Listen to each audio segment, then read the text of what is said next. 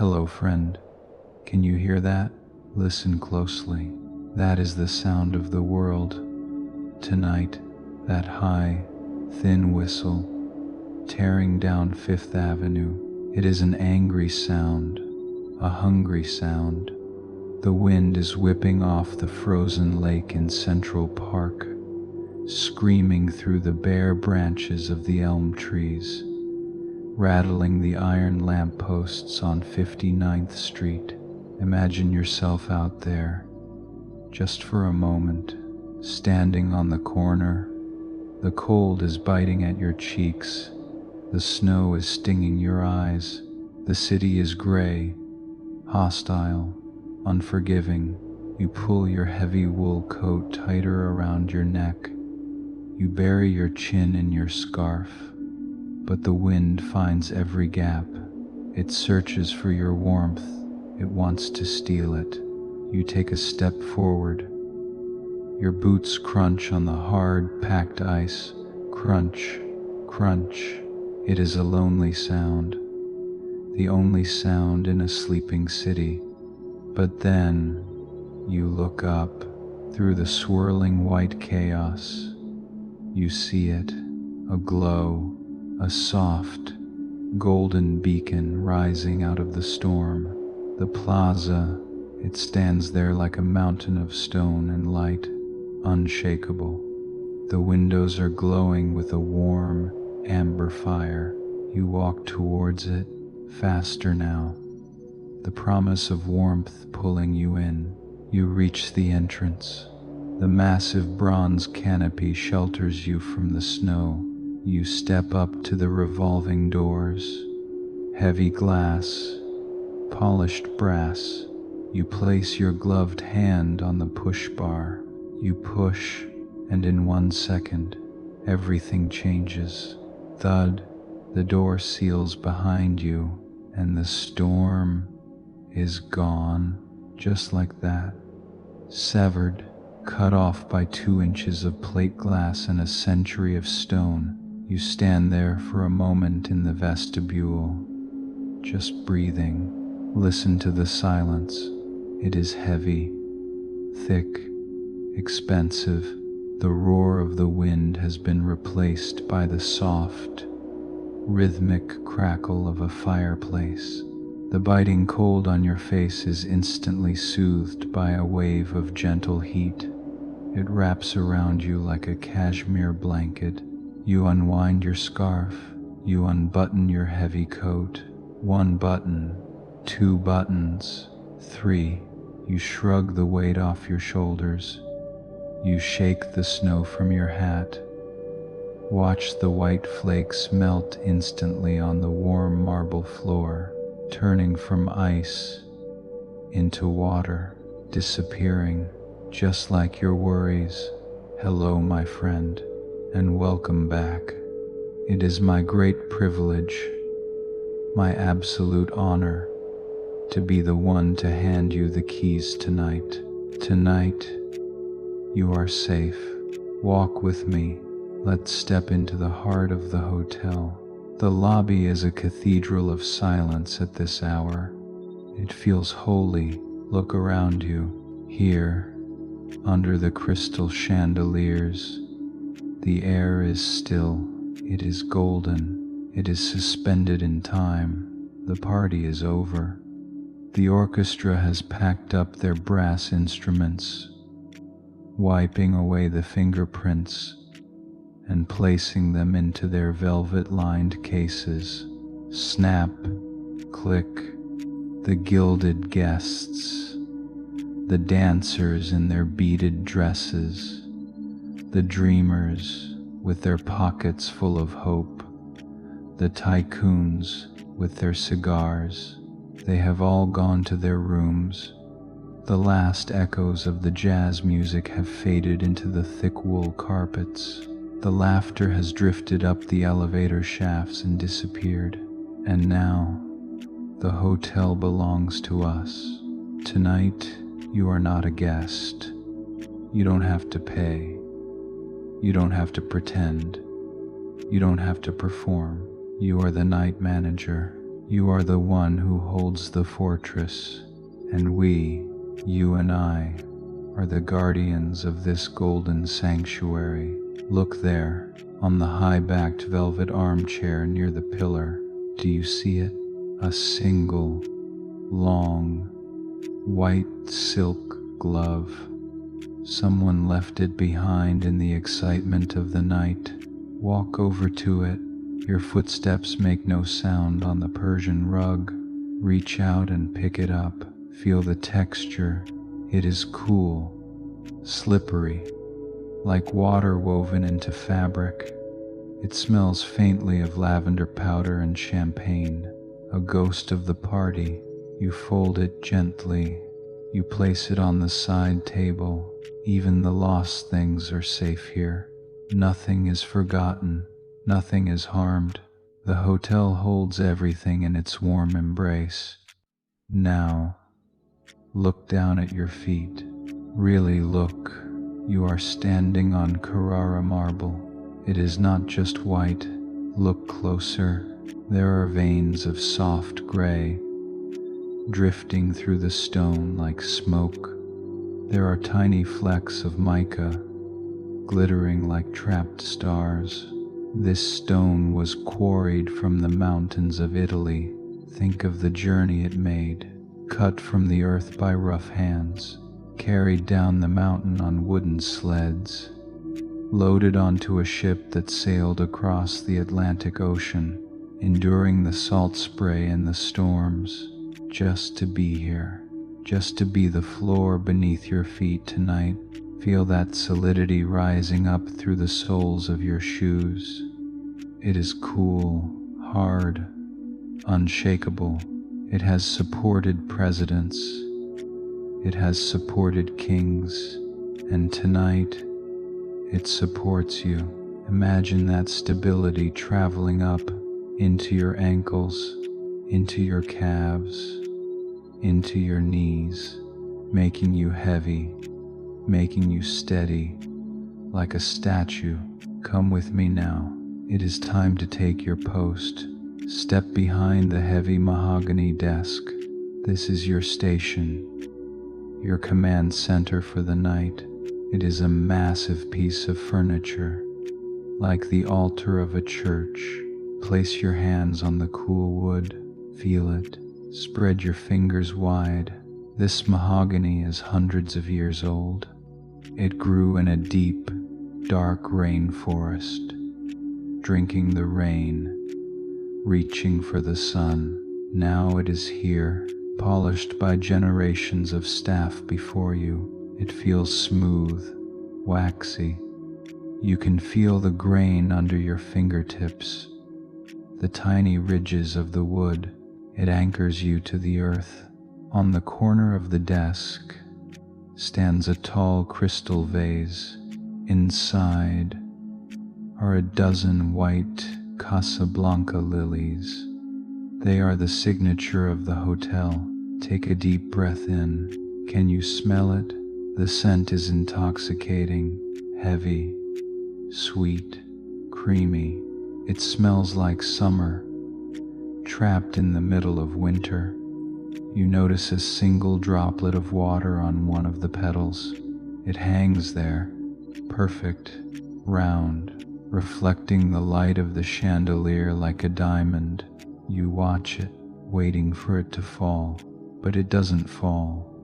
Here, even gravity seems to move slower. Everything is suspended in peace. In front of you lies the night log. It is a massive book, bound in thick black leather. On the cover, stamped in gold leaf, are the words, Daily Register 1922. You reach out and open it, creak. The leather spine groans softly, a sound of age and dignity. You turn the pages, swish, swish. The paper is thick, cream-colored vellum. It smells of old parchment, of dried ink and dust. You see the entries from the day shift. 10 a.m. Mrs. Vanderbilt checked in. Suite 401. 2 p.m. Tea service delivered to the library. The handwriting varies. Some are loopy and elegant. Some are sharp and hurried. But now, the page is blank. The rest of the night belongs to you. You pick up your fountain pen. It is heavy, black lacquer with a gold band. You unscrew the cap, twist, twist. You check the nib. It is gold, sharp. You dip it into the crystal inkwell. Clink. You watch the black ink soak into the metal tip. You hover your hand over the paper, and you write the time. 3:00 a.m. Listen to the sound of the pen on the paper. Scritch, scratch, scritch. It is a rough, textured sound. The ink flows wet and glistening onto the page. It reflects the lamplight for a moment. A shiny river of black.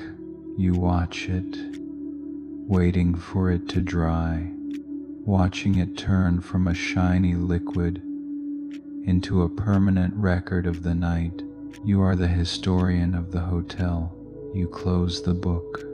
Thump. Order is maintained. Turn around now. Face the wall behind the desk. This is the key rack. The honeycomb of the hotel. Rows and rows of numbered pigeonholes made of dark, polished oak. It is a grid of secrets, a library of lives. Most of them are empty. That is a good sign. It means the guests are safe in their rooms. It means the doors are locked. It means the city is sleeping. But look, a few keys have been returned.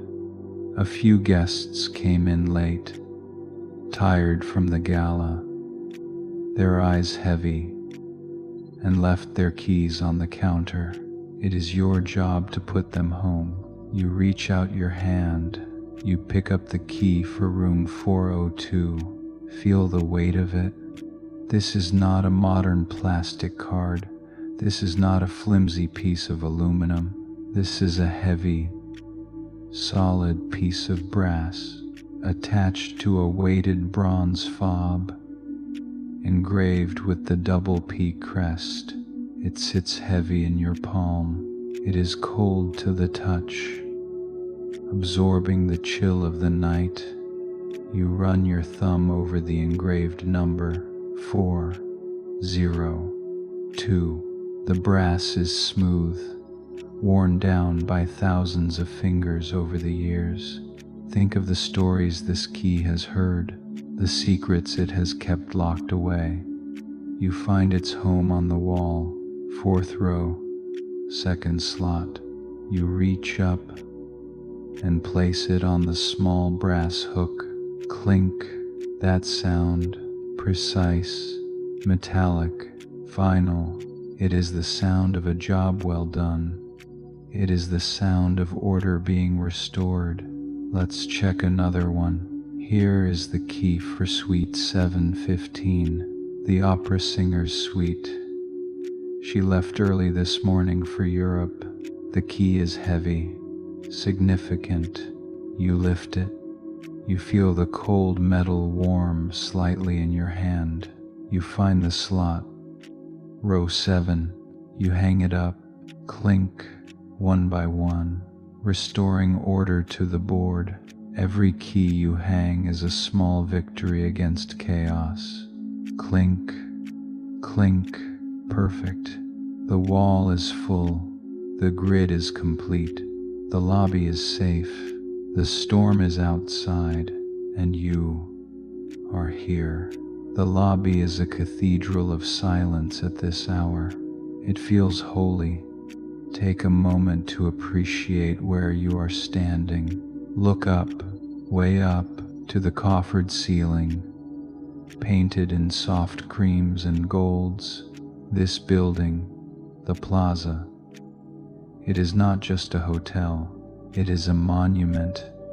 It was designed by Henry Hardenberg, the master architect, to be a French chateau, a castle, built not on a hill in the Loire Valley, but right here, at the gateway to Central Park.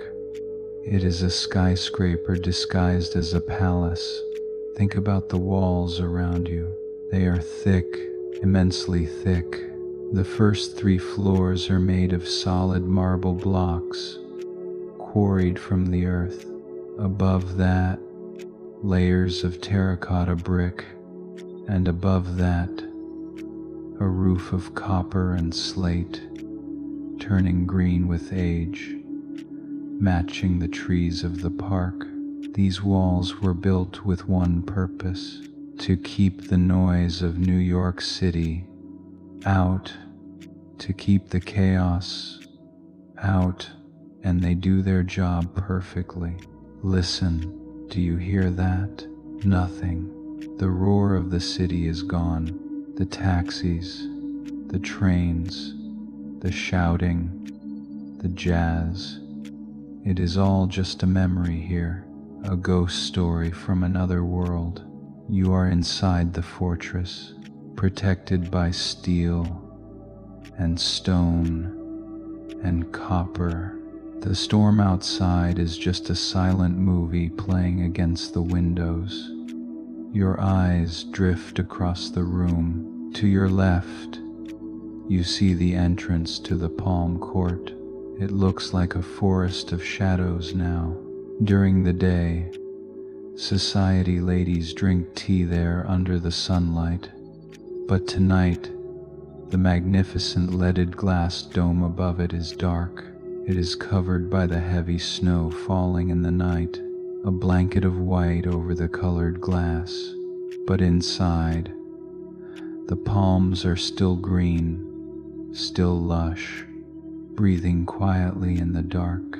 Look at the brass railings that separate the court from the lobby. The housekeeping staff has already polished them. They gleam in the low light like ribbons of liquid gold, tied around the marble columns. Everything is in its place. The crystal ashtrays are clean and empty. The velvet cushions are plumped and smooth. There is a profound sense of order here. In a chaotic world where things are messy and unpredictable, this hotel is a machine of perfection. And you, my friend, are the one holding the lever. Turn around now. Face the wall behind the desk. This is the key rack, the honeycomb of the hotel. Rows and rows of numbered pigeonholes made of dark, polished oak. It is a grid of secrets. Most of them are empty. That is a good sign. It means the guests are safe in their rooms. It means the doors are locked. It means the city is sleeping. But look, a few keys have been returned. A few guests came in late, tired from the gala, and left their keys on the counter. It is your job to put them home. You reach out your hand. You pick up the key for room 402. Feel the weight of it. This is not a modern plastic card. This is not a flimsy piece of aluminum.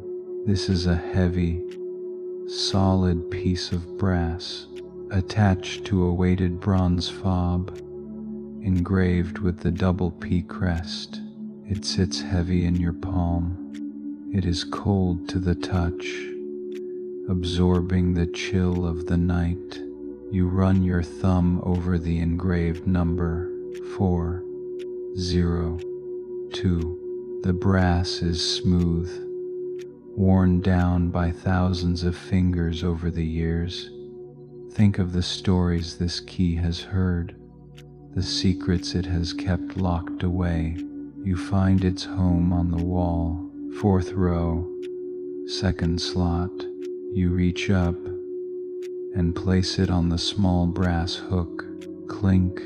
That sound, precise, metallic, final. It is the sound of a job well done. It is the sound of order being restored. Let's check another one. Here is the key for Suite 715, the opera singer's suite. She left early this morning for Europe. The key is heavy, significant. You lift it, you feel the cold metal warm slightly in your hand. You find the slot, row 7. You hang it up, clink, one by one, restoring order to the board. Every key you hang is a small victory against chaos. Clink, clink, perfect. The wall is full. The grid is complete. Suddenly, a soft sound comes from the wall. Hiss. It is the sound of air rushing through hidden pipes. Then, thump. A message has arrived. You look at the brass station on the wall. The pneumatic tube system. This is the hotel's silent nervous system. Miles and miles of brass piping, hidden behind the damask wallpaper, connecting every floor to where you stand. A message can travel from the roof to the basement in seconds, carried only by air. You reach out and pick up the brass capsule that dropped into the velvet-lined basket. It feels cold in your hand, heavier than you expect. It is a cylinder of polished metal, sealed tight to protect the secret inside. You examine it. There is a small dial on the end, set to lobby. You twist the cap. Squeak, click. The cap comes off. You slide out a small, rolled up slip of paper. You unroll it. The paper is crisp and thick, cream-colored stationery. It is a note from Suite 505. You know that room. It belongs to Mr. Fitzgerald, the writer. He is working late again on his novel. The note is written in elegant, flowing blue ink. The handwriting is hurried, artistic. It reads, "The words are flowing tonight. The city is singing to me. Please, no interruptions until noon." You smile. Even the storyteller needs his sanctuary. Even the man who captures the jazz age needs quiet. You nod to the empty room. The wish is granted. You are the guardian of his focus. You step onto the west corridor. The transition is instant. The sharp clack of the marble is gone, swallowed whole by the burgundy wool. Look down at the pattern beneath your feet. Endless vines of gold woven into deep crimson. It is hypnotic. Every step you take sinks slightly. It feels like walking on the forest floor. Layers of moss, layers of time. You are moving deeper into the sleeping beast. To your left, the wall sconces are dimmed to a faint amber glow. They cast long, soft shadows against the damask wallpaper. If you look closely at the wallpaper, you can see the texture, raised velvet patterns, smooth silk backgrounds. It smells different here. Can you smell it? It is the scent of old wood polish, beeswax, and the faint, dusty smell of electric heat. It is a comforting smell, the smell of a house that is well kept. You reach into your pocket. You feel the cold, heavy weight of the master key ring. You pull it out, jingle, hold it in your hand for a moment. This is not just a tool. This is the history of the hotel in iron and brass. Look at them. There is the small silver key for the mail chute. Precise, modern. There is the heavy, flat brass key for the luggage room, worn smooth by worry and relief. And here is a key made of black iron. It is longer than the others. The shaft is thick, the teeth are complex, jagged, like a medieval riddle. This is the key to the oak room. It feels rough against your thumb, cold, unforgiving.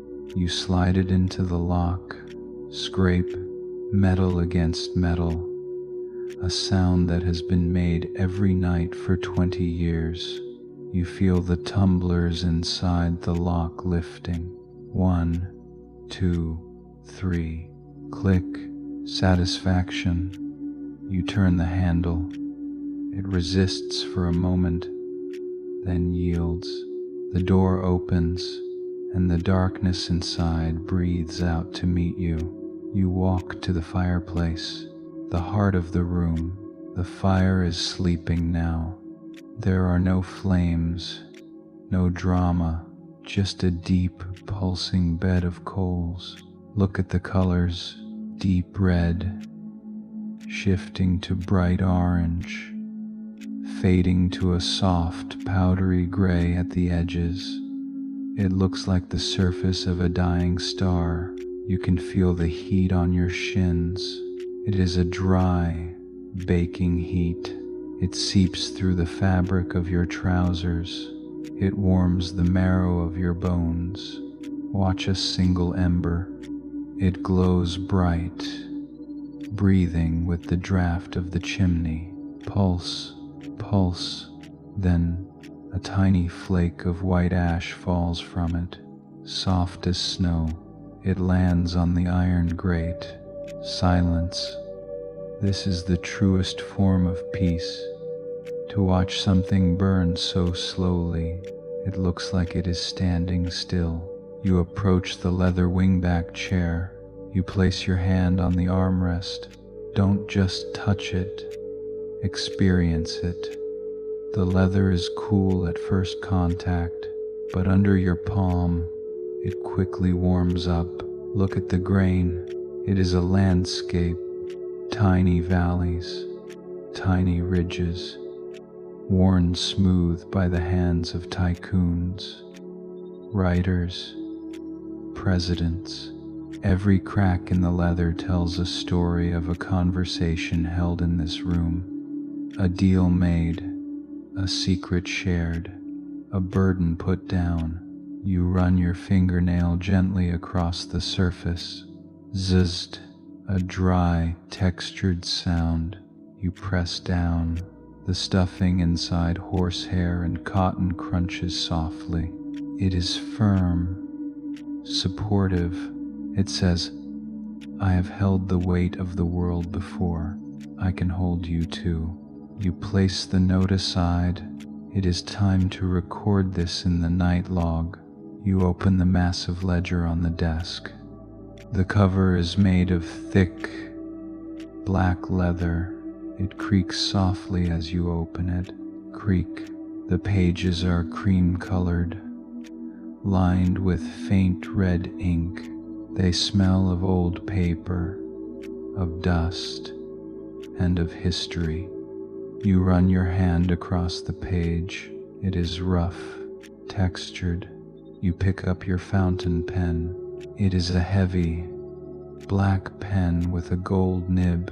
You unscrew the cap, twist, twist. You dip the nib into the crystal inkwell. Clink. You watch the black ink soak into the metal tip. Now, you write. You record the time. 3:00 a.m. You record the status. SUITE 505 SECURE. Listen to the sound of the pen on the paper. Scritch, scratch, scritch. It is a rough, textured sound. The ink flows wet and glistening onto the page. It reflects the light of the lamp for a moment. You watch it, waiting for it to dry, watching it turn from a shiny liquid into a permanent record of the night. You are the historian of the hotel. You close the book.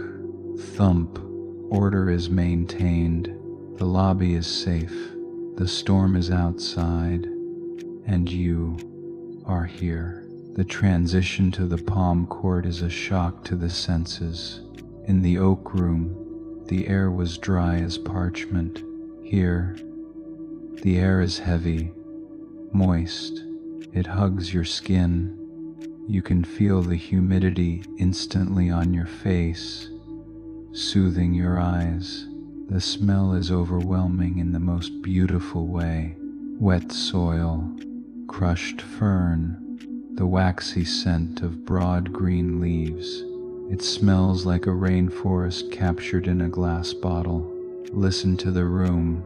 Drip, drip, condensation gathering on the high glass dome, falling into the soil below. It is a slow, erratic rhythm, nature's clock.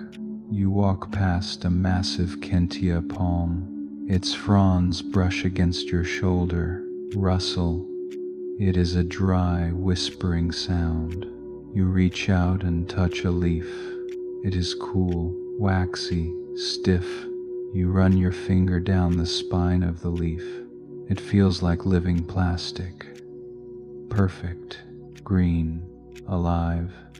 In the dead of winter, while the snow howls outside, this green heart keeps beating. You push through the swinging doors into the pantry. Whoosh, thud. The silence here is different. It is a clean silence. The light reflects off the white subway tiles on the walls. It is bright, clinical, orderly, but not cold. Look at the copper pots hanging above the island. They are not just cookware, they are mirrors. Each one is hand-hammered. Look closely at the surface of the nearest pot. You can see the thousands of tiny dents made by the craftsman's hammer. Dimple after dimple after dimple, reflecting the light in a warm, scattered glow. It looks like a honeycomb made of metal. You run your hand along the marble counter. It is cold, so cold it almost burns, but it is smooth, flawless. Not a crumb, not a speck of dust. This is the altar of hospitality. You place the lemon on the wooden board. The wood is scarred with knife marks from 1,000 nights before. You take the knife. You place the blade against the yellow skin. Apply pressure. Crunch. The skin breaks. Stop. Look at what just happened. A microscopic mist of essential oil has just sprayed into the air. Tiny droplets, shimmering in the light. Inhale. Sharp, bright, clean. It hits the back of your throat. The sourness makes your jaw tingle. It washes away the dust of the basement. It wakes up your palate. You slice deeper, through the white pith, into the juicy flesh. Squelch. The juice runs onto the board. You are releasing the sun that was trapped inside the fruit. You pour the water. Watch the steam rise. It doesn't just go up, it dances. It curls and twists and folds over itself like a ghost. It disappears into the cool air of the pantry. You watch the tea leaves swirling in the cup, dark specks in a golden tornado, expanding, opening up, releasing their flavor. The water turns amber, then dark gold. You wrap your hands around the cup. The heat travels fast through the china, into your palms, into your blood. It travels up your arms. Shoulders drop, neck relaxes. You are warm. You are safe. You are the master of the night. Your tea is finished. You place the empty cup in the sink. Clink. The warmth of the pantry fades behind you as you open a narrow door at the back. Steps leading down, not to the machine room yet, but to a secret level in between, the wine cellar. You descend the stone steps. They are worn in the center, smoothed by the feet of sommeliers for decades. The air gets cooler with every step. Can you feel it on your face? It is a dry, dusty, cool. It smells of old cork and damp stone and time itself, like entering an ancient library. But instead of books, the shelves hold liquid history. You reach the bottom. You pull the chain of a single bulb. Click. Rows and rows of wooden racks stretch out into the darkness, floor to ceiling. Thousands of bottles, sleeping, waiting for their moment of celebration. But tonight, they are just glass and liquid, resting in the dark. You walk down the aisle labeled champagne. The floor here is packed earth to keep the humidity perfect. It muffles your footsteps. Crunch, crunch. You stop at a rack. You see a bottle of vintage 1910. It has been resting here for 12 years, through the war, through the changes of the world. It has just lain here, silent. A fine layer of gray dust covers the green glass. You reach out a finger. You trace a line through the dust. The glass underneath is cold, smooth. You carefully grip the base of the bottle. You don't lift it. You just turn it. A quarter turn to the right. Scrape. The sound of glass rubbing against wood. Dry. Gritty. This is riddling, keeping the sediment moving, keeping the wine alive. You do it to the next bottle. Turn. Scrape. And the next. Turn. Scrape. It is a meditative task, caring for something that will bring joy to someone else. Years from now, you are the guardian of the future celebration, but for now, in the dark, it is just you and the dust, quiet, cool, eternal. You leave the cellar, you switch off the light, click, leaving the bottles to their slumber.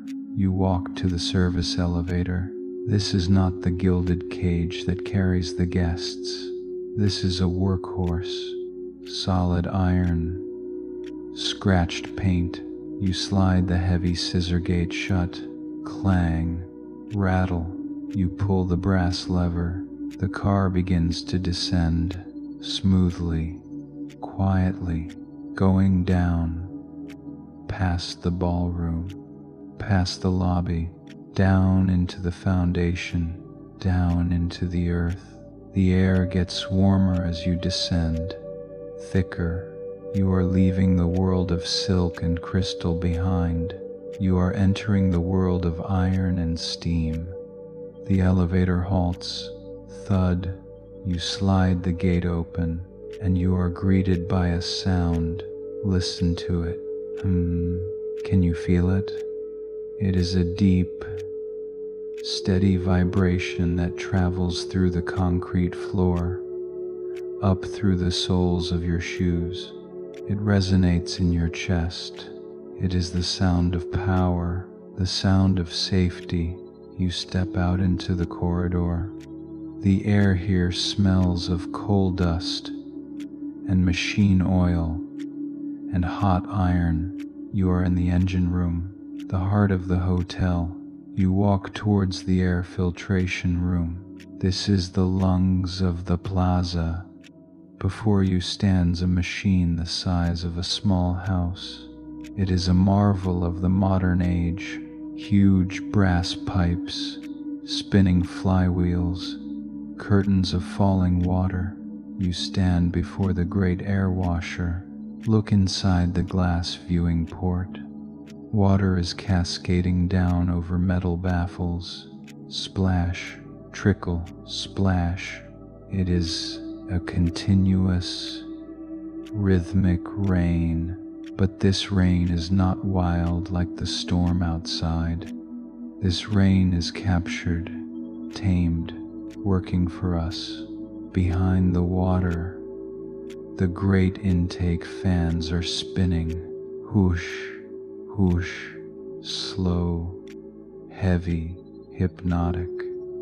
They are pulling in the smoky air from the city streets and washing it, scrubbing away the soot, scrubbing away the dust, scrubbing away the worry of the day. It leaves only air that is pure, clean, cool. They say the air inside the plaza is purer than the air in a pine forest in Maine. Take a breath, inhale that purity.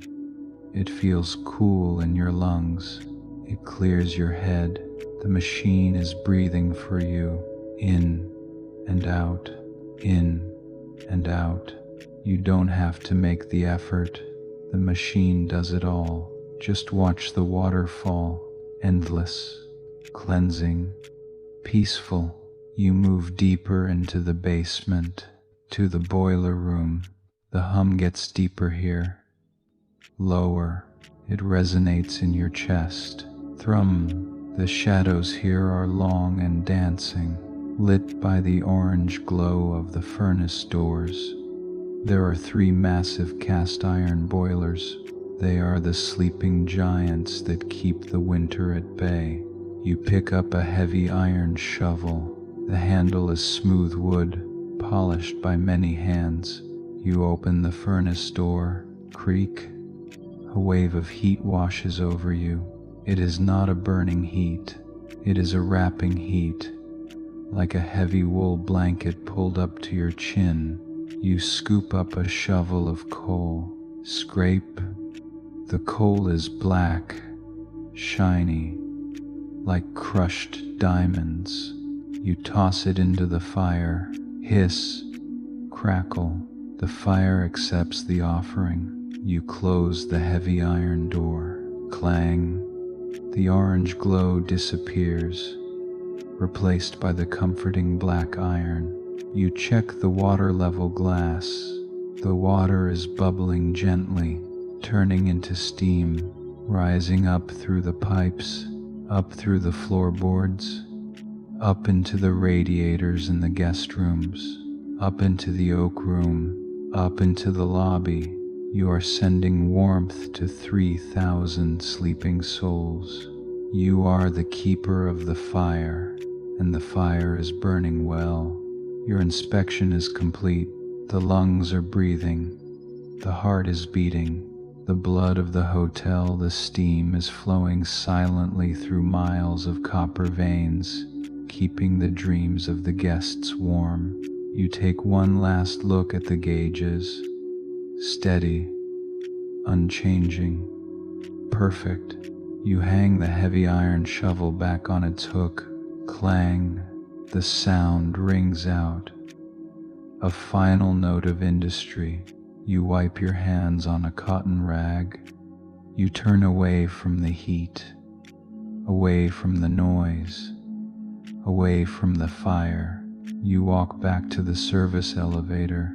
You slide the heavy metal gate shut. Rattle, clank. You pull the brass lever.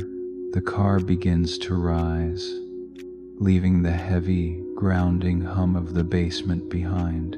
Up, up, up. You can feel the ascent in your knees. You are rising out of the earth. back towards the surface.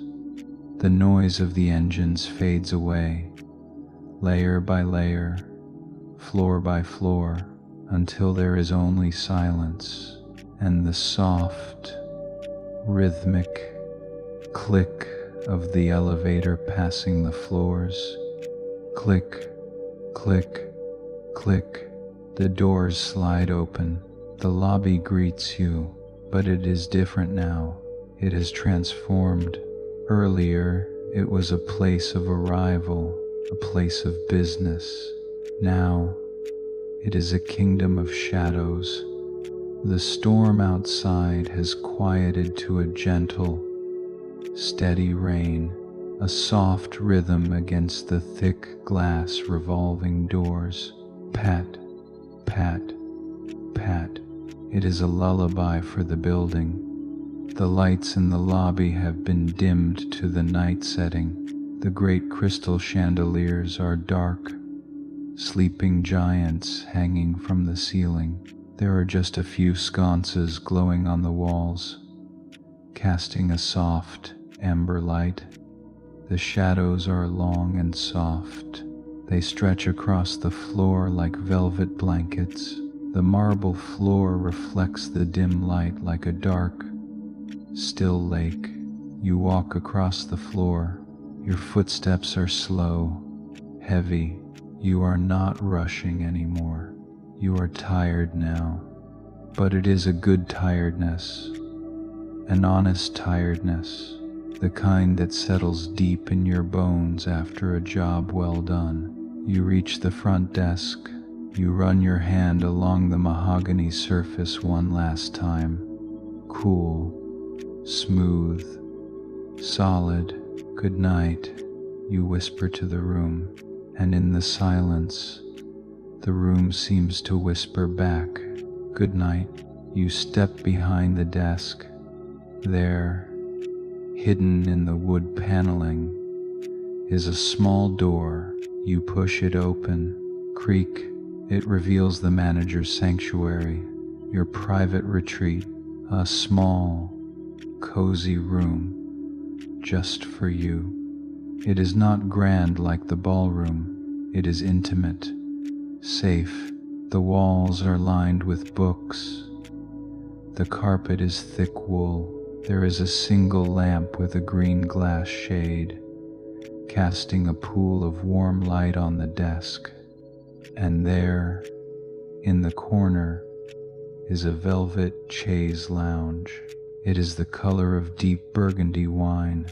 A thick, heavy wool blanket waits for you. You step inside and close the door behind you. Click. The world is locked out. Even the hotel is locked out. The responsibility, the vigilance, the guarding, it all stays outside that door. In here, it is just you and the quiet. You stand by the chair. It is time to shed the uniform, to shed the role. You reach for the brass buttons of your jacket. 1, 2, 3. You shrug the heavy wool jacket off your shoulders. Feel the weight leave you. Your shoulders feel lighter, freer. You hang the jacket on the brass stand. It sways gently, then stops. You reach for your tie. You loosen the knot. Slowly, you pull it free. You unbutton your collar. The cool air touches your neck. It is a breath of freedom. You sit down on the edge of the chaise. The velvet is soft beneath you. Yielding, you reach down to your shoes. You untie the laces. You slip them off. One thud, then the other. Thud. You wiggle your toes in the soft carpet. You are no longer the manager. You are no longer the guardian. You are just a sleeper, a soul seeking rest. You swing your legs up onto the velvet. You lie back. The cushion rises to meet you. It cradles your spine. You reach for the wool blanket. You pull it up over your legs, over your waist, over your chest, up to your chin. It is heavy, warm. It pins you down gently, like a hug. You take a deep breath. The air smells of old paper and lavender and peace. You reach out your hand to the green lamp. You find the small brass chain. You pull it. Click. Darkness. But it is not a scary darkness. It is a friendly darkness. A warm, velvet darkness that wraps around you. Your eyes close, and they stay closed. You have done enough today. You have guarded the gold. You have protected the sleep of thousands. The hotel is safe. The doors are locked. The fire is burning. And now, I will take over. I will stand at the door.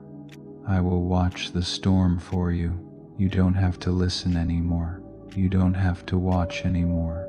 You can let go completely, drift away into the silence, float on the river of the night. Sleep, my friend, sleep.